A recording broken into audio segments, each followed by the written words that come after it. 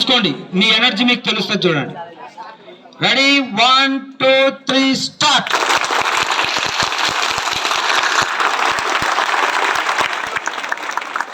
మీరు కౌంటింగ్ ఎక్కడ కావాలని ఎట్లా కొడతారా? ఎస్. ఎన్ని కొట్టా ఇంతకుముందు? 11. చూడండి, 11 to 14. ఎందుకు కొట్టినావు 14? అంతకుముందు 11 కొట్టినావు కదా, ఇప్పుడు కూడా 11 కొట్టాలి కదా.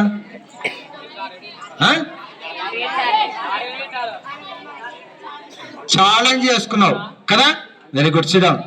సో ఇలా మీలో ఎనర్జీ చాలా ఉంది. మీరు ఎంతసేపు ఉన్నా నాకు చదువు రాదు, నేను చదవలేను, నేను పాస్ కాలేనేమో అనే ఆ డౌట్లు ఉంటాయి మీకు. సో మీలో చూడండి, మీకు ఎనర్జీ క్యాజువల్గా తీసుకుంటే మీకు తక్కువ కొట్టినారు, అవునా?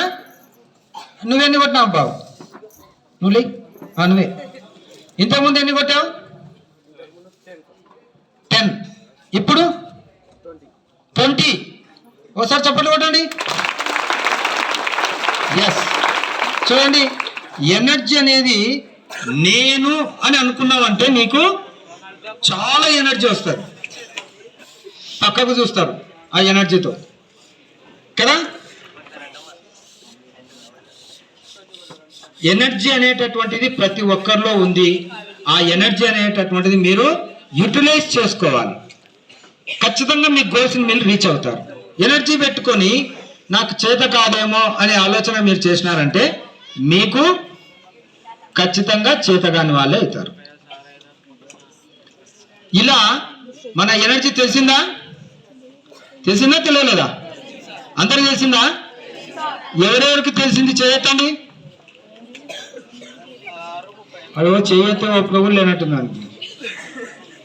Very good, sit down. ఇలా గోల్ అనేటటువంటిది ఒక డౌట్ అడగనా? What is the difference between goal and aim? A I M, aim. Aim అంటే ఏంటి, గోల్ అంటే ఏంటి? రెండు ఒకటే. అది మన knowledge. Very good.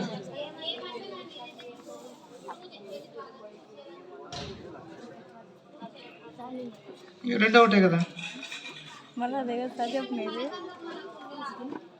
Very good. చెప్పడానికి ప్రయత్నం చేసిన కాబట్టి వెరీ గుడ్.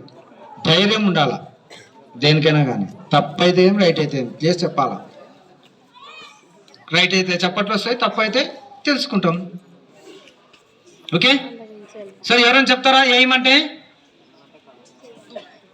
ఇందాక ఎవరు ఇక్కడ? నువ్వే ఐఏఎస్. ఐఏఎస్ అనేది గోలా లేకుంటే ఎయిమా?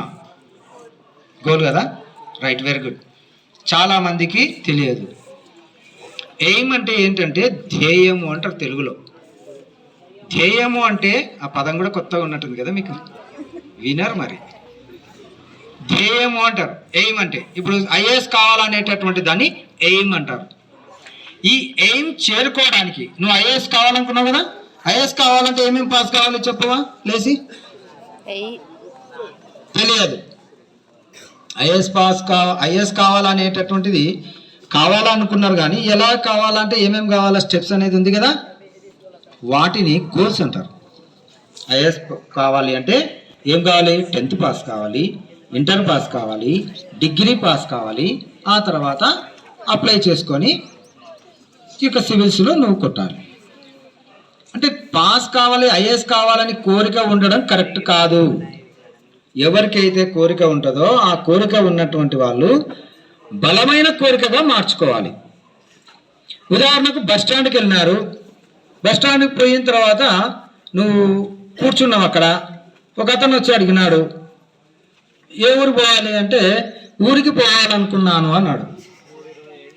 ఏ బస్ ఎక్కుతాడు? ఊరికి వెళ్ళాలనుకున్నాడు.